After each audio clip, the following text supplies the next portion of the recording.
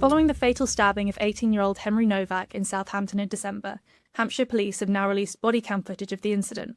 The video shows perpetrator Vikram Digwa lying about being subject to a racial attack and Nowak placed in handcuffs and denied medical attention. To talk through why this catastrophic policing failure may have occurred, I'm very pleased to be joined by former police officer and counter-terrorism specialist Paul Birch. Paul, thank you for being here. Hello there, Georgina. Nice to be here. Well, even people who knew details of this case prior to seeing the video were still really shocked to see what actually happened. I wonder if you could talk us through what your initial reaction was as an ex-police officer yourself to seeing that video. Yeah, as part of my former role in counter-terrorism, I used to have to watch Islamic State videos for a living. And this is still one of the most harrowing things I've ever seen. He's, I'm sure a lot of people have seen it by now, but he's lying underneath a car, at the front of a car. He's physically dragged by the officers out from underneath the car. And if he's got internal injuries, that could only exacerbate those injuries.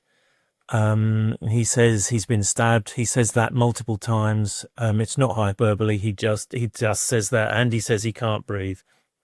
And on saying he's been stabbed at one occasion, an officer says, "I don't think you have, mate." Yes, it's dark.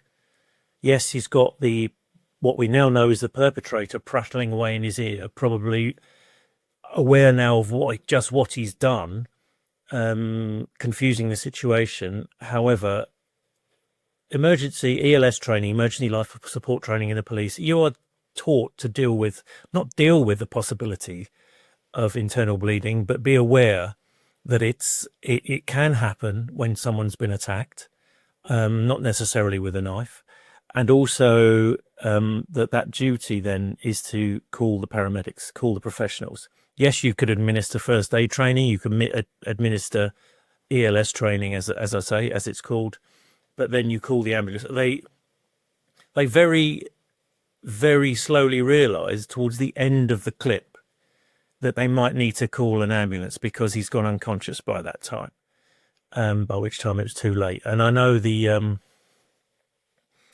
acting chief constable, the temporary chief constable of Hampshire Police, said it was clear from the pathology report that he would have died anyway. Well, that's all right then, you know.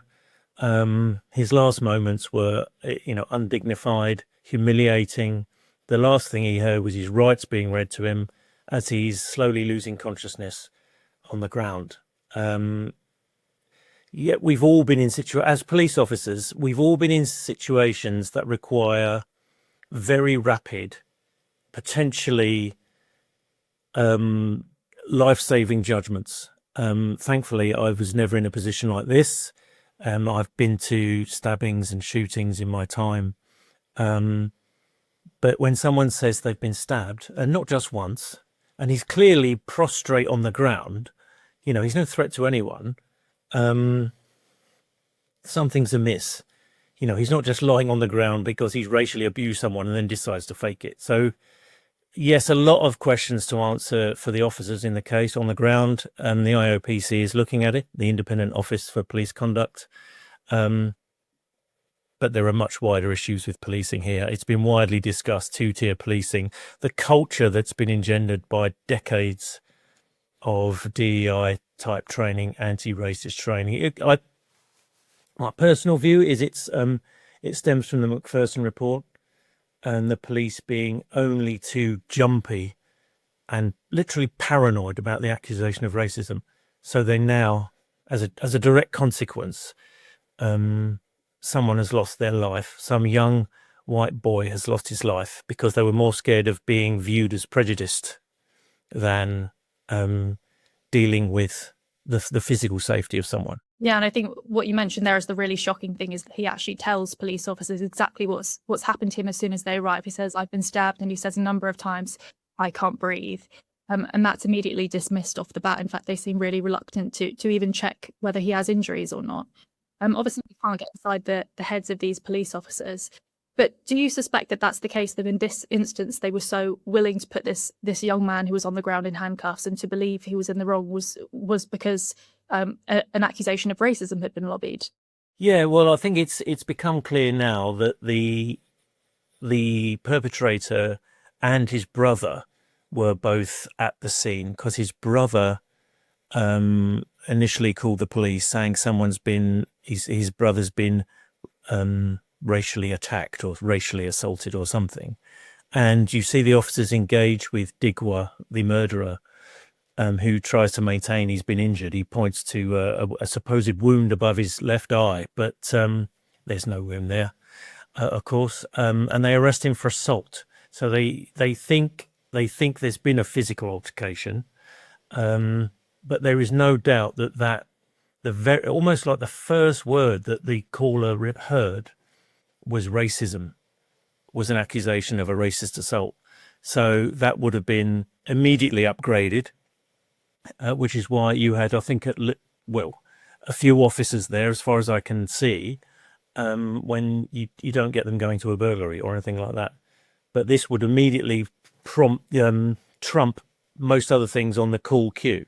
The fact that there's been a racist assault or an alleged racist assault, they would have dispatched officers to that straight away, which again is symptomatic of the culture within the police. The fear of not taking an allegation like that seriously is career-ending. And that's what I would think that's what they were thinking. Although now you've had the police like this being engaged in this sort of thinking and behaviour for so long, what I noticed in my last few years in the organisation was that it is now attracting people who not only are scared of being labelled as racist, they actually genuinely believe this stuff. Because now, the idea of the police like as a bunch of sort of knuckle-dragging white Neanderthals from the mid-80s or the 70s is now so far removed from the truth that is now, and it's been like that for so long, that the organisation is now attracting people of a activist left-wing mindset. I've seen it in classes, like leadership classes, where some of the people who I've attended with have been very much of that persuasion.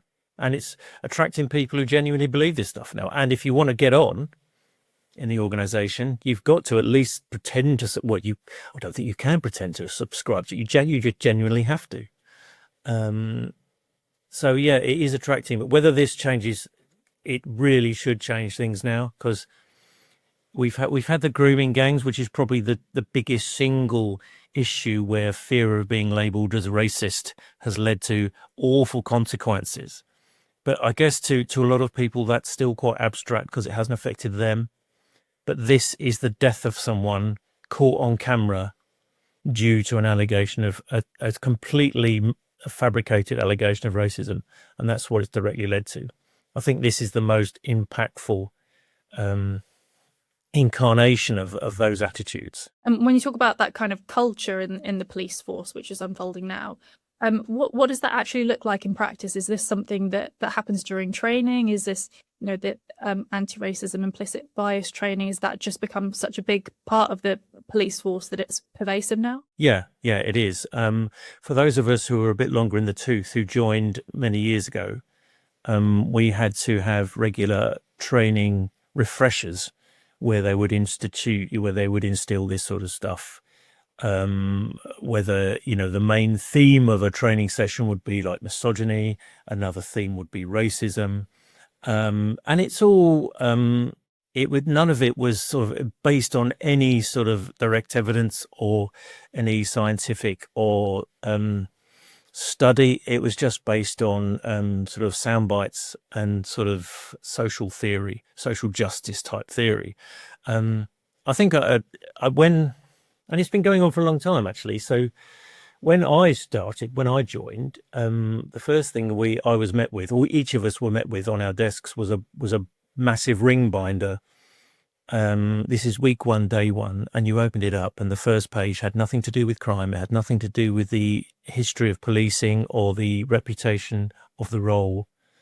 It was a map of Britain with arrows all over it, signifying the waves of immigration that have come into Britain. So you had, the Anglo-Saxons, Vikings, Jutes, Huguenots, Jewish people, all as one sort of glorious sort of melting pot of people. And that was the first page of the first sort of textbook that we received. So that was 2001. And so it's been going on for a long time. It's been on a slow burn for a long time. But after the death of George Floyd, it was on steroids. And as far as I know, still is. Whether this, hopefully this tragedy will change things, but we'll have to wait and see. Is there a sense at all that this stuff, all of this focus on the racial element of incidents, is actually taking away from the effectiveness of the police force as an organisation that's supposed to protect the public? Is that something that you think crosses the minds of people who are implementing it or will after this case? Well, it certainly was in my time. It was nothing that people could discuss openly. Such was the culture of fear within the organisation. And if this doesn't provoke people into having a rethink, I don't know what will. But it certainly was discussed throughout my time, and that I served for 24 years, and throughout that time, it's been an issue. But the more they have gone down that route, the less people are inclined to talk about it, because they know the culture has gone so far one way.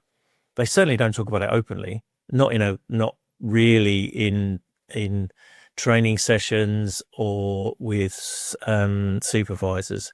You might get it sort of in canteen culture or sort of on a team function, but you certainly wouldn't get it openly expressed because of the fear of the repercussions.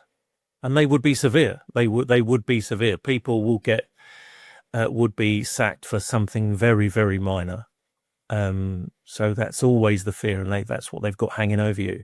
I think last year, sort of at least among the British public in general, we were talking about being able to express things more openly without fear of being called bigoted or racist or xenophobic for expressing concerns that a lot of people have in the UK.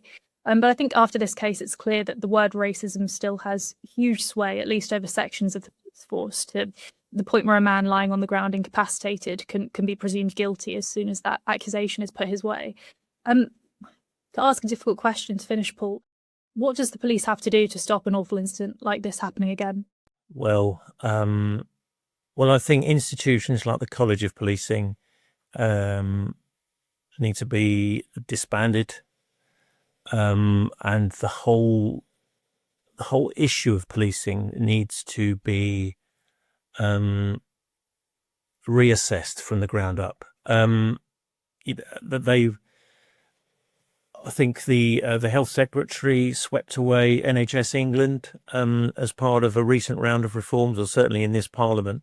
You need to do the same with policing. You need to these governing bodies, which are, if they're not, although they have senior officers sort of on the board, most of the people who work in an institution like the college are police staff or civilians. They're not police officers, and they've got that mindset. They've got that left-wing mindset that they are so paranoid about allegations of racism that you can see what's happened to the police. They've bent back so far the other way to accommodate those views or that prejudice towards the police that they have now become very much an activist, certainly at senior levels, an activist institution, like many public bodies have. So I think you really need to sweep away the old governing bodies of the police and start again. It's that fundamental now. People are dying because of this activism.